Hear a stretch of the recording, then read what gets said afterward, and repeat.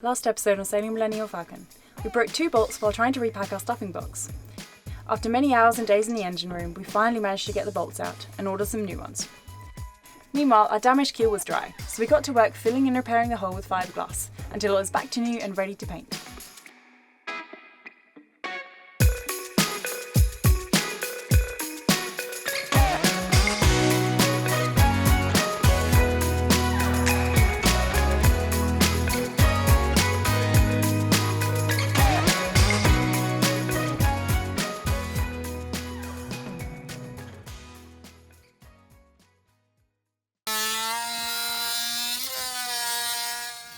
So we're just cutting along the edges of where we want to tape off, or where we want to remove or keep the stanchion poles and remove some of the other teak.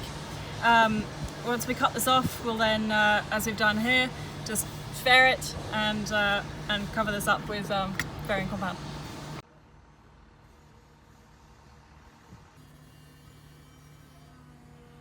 Guess what we have? It's finally here.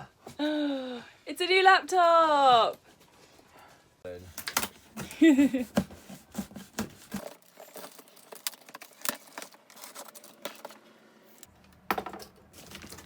So while Adam opens this, because it's going to take a very long time from the look of it, I'll just remind you of how we ended up with a new laptop.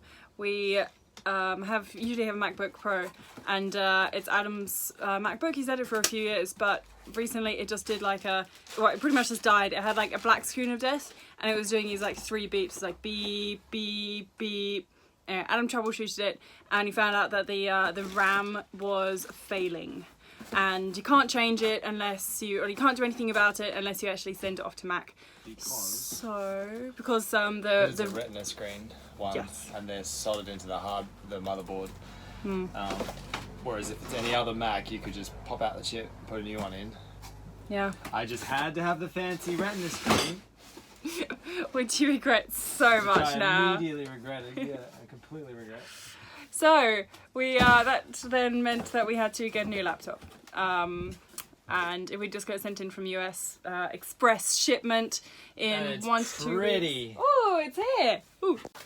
Should I do like one of those real slow-mo kind of like filming things where it's like I would say yes, but we haven't got a clean table or any kind of setting. It's just like a complete shambles in here. Look at that! Look how Has it shiny got one of those it is. peely screen things? No. Now, see this screen, Khiara? See this? Yes. This is how it's gonna stay. Yeah? Yes. Yeah? Don't point it at me, point it at you. Yes. Yes? So this isn't a food tray? No. No? That's not a food tray. And that's not my cup holder? Nope, not your cup holder. And the screen doesn't get double-sided tape across it. It's not a place to leave sticky tape. Or drop cans on it. Lonnie.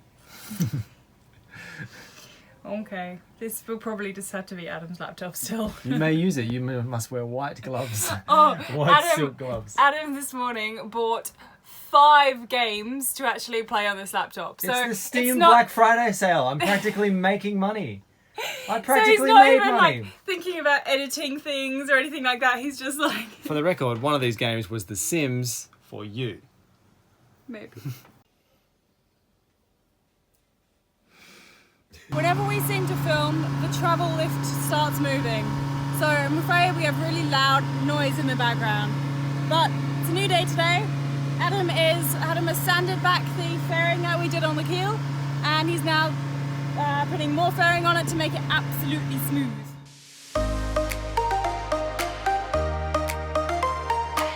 While waiting for the keel to dry, we got back to sanding the decks and getting them ready for painting.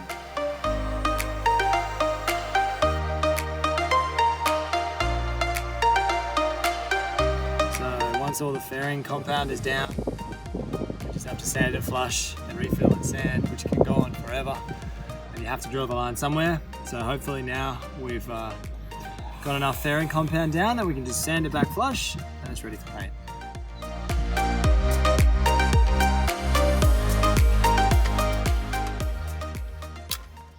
Today's the day that we start painting. We've had about, I'm gonna say, thank you, my sunscreen. Today's the day that we start painting. We've had about, oh, for God's sake. You look like you've been into the cocaine. You've just got like a white ring around here. Yes. That time lucky. Today's the day that we start painting.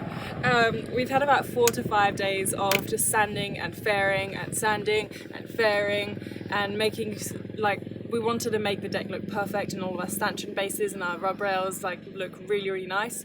And we've gotten to the stage where we're like, yeah, it's the 1 meter rule. If you can't see it from 1 meter away, you can't see any defects or any kind of imperfections from one meter away, then it's fine. This isn't meant to be, you know, the perfect solution to our teak decks. It's just meant to be a solution and we can perfect it later.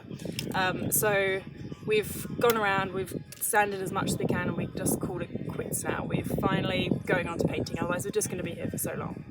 So today we're going to do 2 coats of primer, 3, possibly 4 coats of top coat, obviously seeing how much we can fit in a day.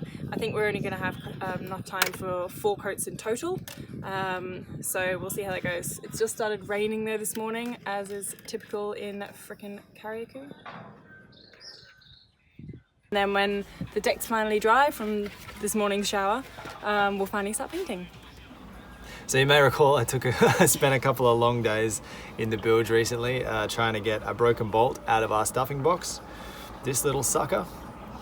I ended up having to cut it out with about a 3-inch hacksaw blade, which felt a lot like trying to cut your way out of handcuffs while in a box. It was a bit of a Harry Houdini moment, and it wasn't fun at all. But we got them out, only to discover that the thread on these was British Wentworth, which is quite hard to come by here, and so as a result we had to have these made up. And these are not it's not just a standard bolt, it's a double-ended shaft with a pair of lock nuts on each side. So we had to have these made up in a yard in Trinidad, which cost us the better part of our firstborn child. Fortunately, well, not fortunately, it still cost a fortune, but we also... How much did it cost? $400 for 6 bolts. I don't even want to talk about it. It hurts me to tell you. I can't talk about it. Anyway, we also had a broken bolt issue. I managed to get the cutlass bearing back in. I got the housing back on the boat. Everything was sweet, only to discover that in doing up this bolt, which holds the cutlass bearing housing onto the hull, there's 4 of these, some genius has drilled holes in them. The last nut on the shaft where the split pin goes in has just completely sheared off, which means I can't get that bolt out in future. So now we have to have new bolts for those made up as well. Also Wentworth thread, not cheap to have made, but yeah, lo and behold, we have 6 bolts, a second mortgage, and there's nothing keeping us out of the water now except some elbow grease and time. So in summary, while Khiara is painting the deck today, which is sort of a one-man job due to the working space and the way you have to do it, I'm going to be restuffing the stuffing box, replacing the bolts, cleaning the housing, and also putting the propeller and shaft back together, reassembling the cutlass bearing housing and putting it back on the boat.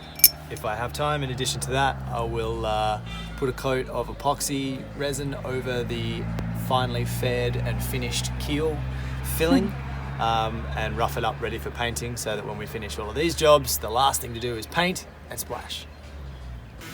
Alright, we mixed up the primer. Now we're ready to paint.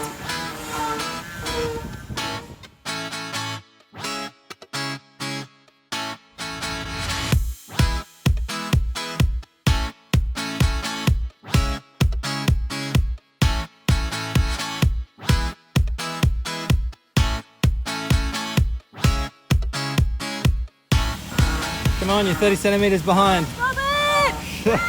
Go, go, go, go, go. Caught that. Why did we not unplug this? Just let them sit up on the rail. Why did we not unplug it? Why are we suddenly thinking of all these things right now that we didn't do?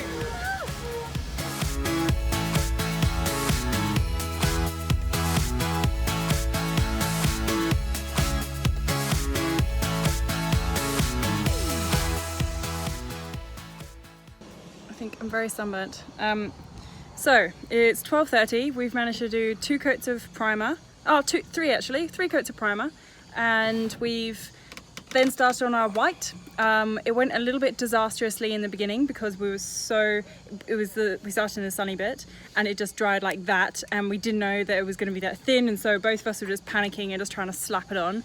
Anyway, we finally got into a little bit more of a rhythm. Probably feel like we should have kept with the grey because grey hid a lot more of the flaws, but that's fine. We'll carry on. We're only on our second coat of white. See how the second coat looks. It's a really awkward place to work as well.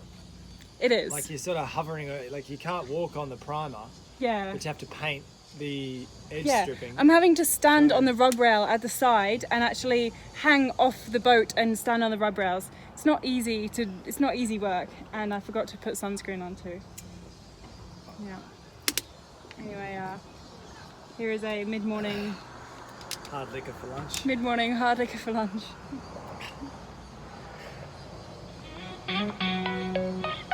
That's good. We thought painting the deck would be a one-person job. As it turned out, both of us were required. So while we waited for the white top coat to dry, I got to work putting the new bolts into the back of the boat, and Khiara tried yet again to patch up the dinghy.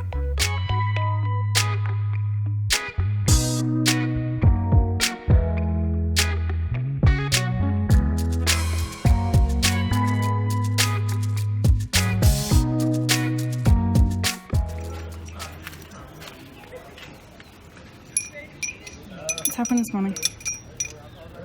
Oh, I can't do this without using colourful language. It's ridiculous. So we've been charged $400 bleeping for these bleeping bolts. Asked for Wentworth British thread.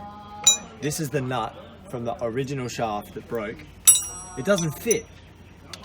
They assured me that it's Wentworth. I've put it in and it's threaded this tube and absolutely trashed the new bolt. And I don't even think this is 316, which is what I asked for. Absolutely trashed it. So I've taken a nut from the original shaft, tried to put it on, and it doesn't go. Not even close.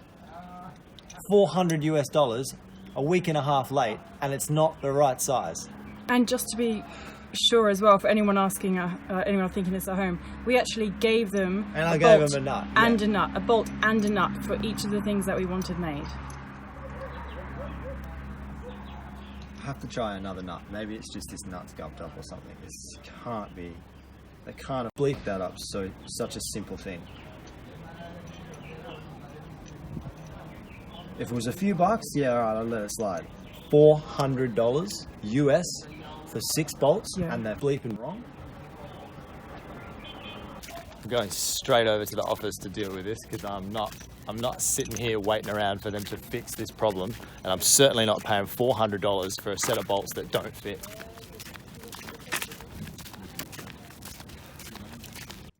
With both barrels loaded and ready to fire at the first person he came across, Adam marched into the office and was met by a very smiley and understanding yard manager, who was as eager as we were to get everything fixed. To this day, both barrels remained fully loaded. Right, well, that was well received, I guess. It was a favourable response. There was no arguments about it, so that's good. We've left the bolts with them. It's pretty obvious what's going on and how bad they are. And so, with any luck, they will expedite the repair or they'll correct their screw up quickly, so we can keep moving. It's the only thing keeping us out of the water at the moment. It is really, yeah. Just like that's the only part preventing us from putting everything back together and going in the water at this stage. Yeah. The stuffing box braid comes in today at 3 o'clock, and that's a couple of hours job. Everything else comes together like clockwork. Then we just have to paint and splash. So as far as what's keeping us out of the water, it's just time and some elbow grease. These bolts are going to stop the process though.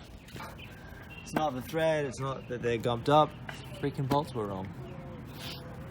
So these 4 bolts, for anyone who's not clear thus far, that's our cutlass bearing housing. This threads onto the stern tube, and then these 4 bolts screw into these 4 holes, and they're double nutted, which holds this housing onto the body of the boat, in addition to this thread, which goes onto the stern tube.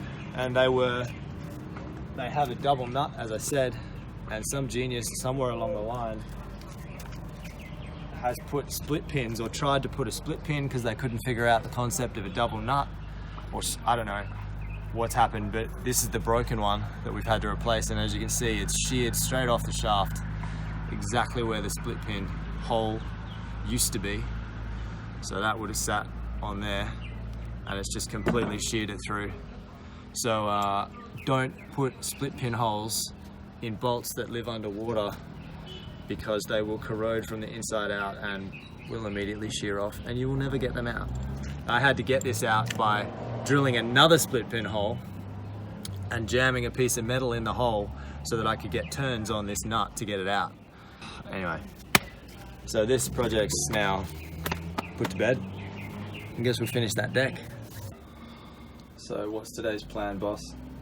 Oh, today's plan is to put the boat up for sale. No, we've come too far. Positive Percy pants on. Okay. Percy pants are going on. Okay, so today we are going to not repaint, we're going to sand some of the white on the top side that we did. Yesterday when we were doing it, we mentioned that it was really hard to kind of, like, we were struggling with this white paint, and you can see we struggled, let's just say that. So we're just going to sand some of it back today and try and put on a few more coats of paint, just try and make it look a little bit smoother and a little bit more professional. And then after that we are going to, God, what can we do after that? Sand a bit of the hull. Oh yeah, we can do some more grip too. We have the time now. Yeah, alright, we can put some stanchion poles back on, probably not today, but after everything's dried and everything. Before we could get stuck into the deck again, we had a visitor to the boat, the yard manager and the 2 IC. Progress, I guess. They've handed it over to the yard mechanic, I suppose, and he's going to take it on himself to fix it or get some answers by today. We're going to waive the cost and we're going to start fresh, which is good, and hopefully we'll get some answers by the end of the day. So far everyone's working hard to get it right. We then got to work sanding and adding another couple of coats of paint on the deck.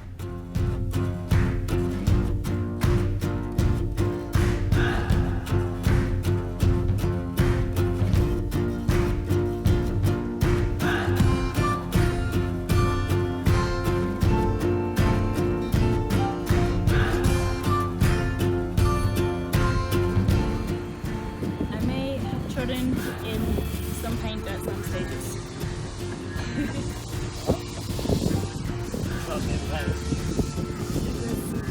A footprint mark leading up to you. This is our last coat of paint on the edges. Tomorrow we're going to tape it all off and put a coat down, then sprinkle the oil grip in and then lock it down with one last coat and we're done, hopefully. Hey guys, so the next few scenes might seem a little bit maybe out of context or a bit bizarre in our whole story. During the period of time when we were waiting for our new laptop and when we didn't have a laptop, we kind of unfortunately lost a little bit of footage. It's up in the cloud somewhere, it could very well be on the hard drive which we couldn't get back. Either way, I'm so sorry guys, but there is about a couple of days of footage where it's just gone missing and we don't have it for you. We'll do our best to try and carry on with the story and maybe recreate a few things, but I'm so sorry that if this wrecks your story, if this wrecks the storytelling, but we'll continue. We finished up painting the decks and putting masking tape on the areas around the stanchion bases. We then painted on grey, put down the grit and painted on yet another layer of grey. When it was dry, we put the stanchion poles back on. Khiara went up the forestay and fixed the roller furler tubes, which miraculously was just a matter of having to tighten up some grub screws. A few days later, the replacement bolts arrived and thankfully they fitted. I then finally reassembled the back of the boat. The last coats of paint were put on the hull and finally, she was ready to get into the water.